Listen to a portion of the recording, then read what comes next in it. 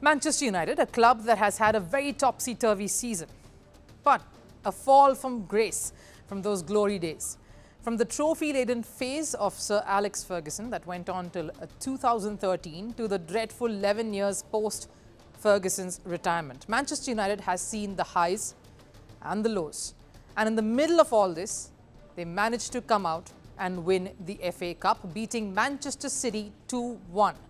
Now, while winning the FA Cup is a major achievement, there is massive uncertainty that still looms large over the future of manager Erik Ten Hag, the under-fire manager Erik Ten Hag.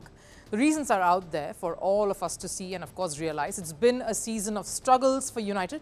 The biggest issue has been inconsistency. The club finished 8th in the Premier League points table and was heading towards no European competition the next year, though the FA Cup win has ensured a participation in the Europa League next season.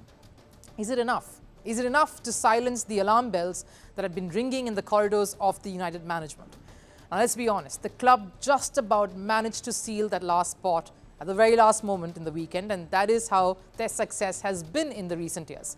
Something that is hanging by the thread, quite like manager Erik Ten Hag's future at the club. Before this miracle win, of course, over the weekend and this title, there were many reports and rumours during the rounds that United will send off manager Erik Ten Hag. This is the last season for him. The club is said to have held talks with Chelsea ex-manager Mauricio Pochettino, Thomas Tuchel, Kieran McKenna and Thomas Frank, all candidates for the top job. So the door on Ten Hag was closing. And if the results had gone against United, our story today would have been a little different, because fans surely believed City would hammer United.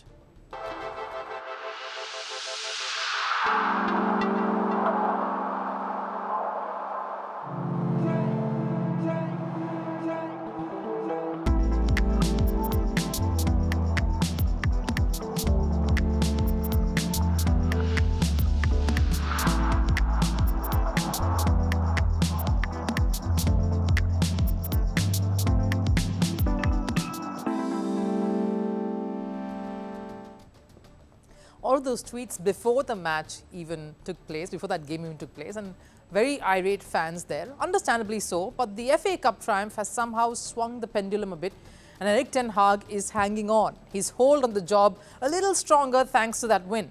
The fans who wanted Ten Hag out all started chanting his name right after that win. 1 Hag, 2 Hag, 3 Hag, 4 Hag, 5 Hag, 6 Hag, 7 Hag.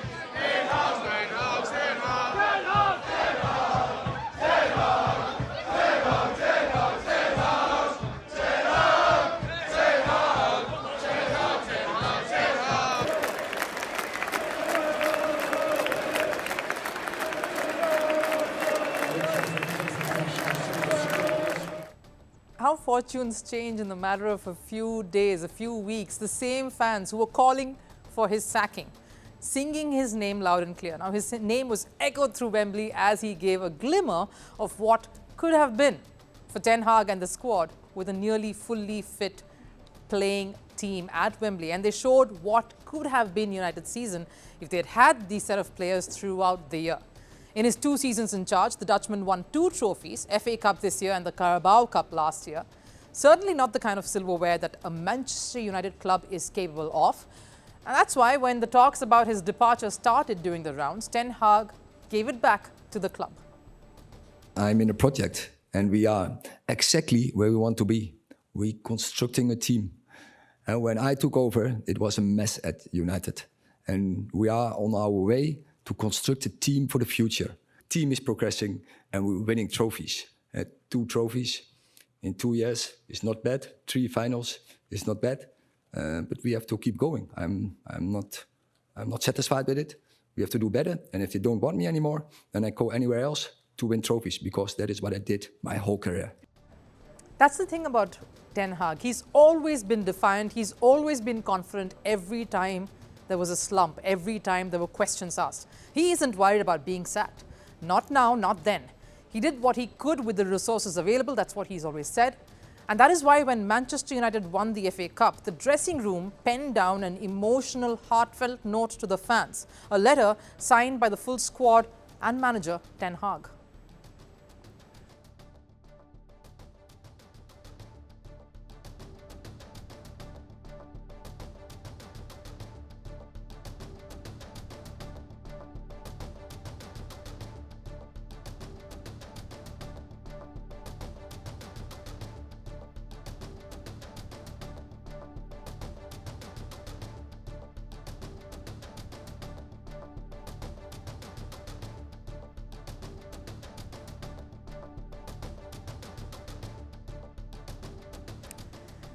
They admitted that the season was not good enough, but claimed the club is up for an exciting future. They've made promises that they will deliver.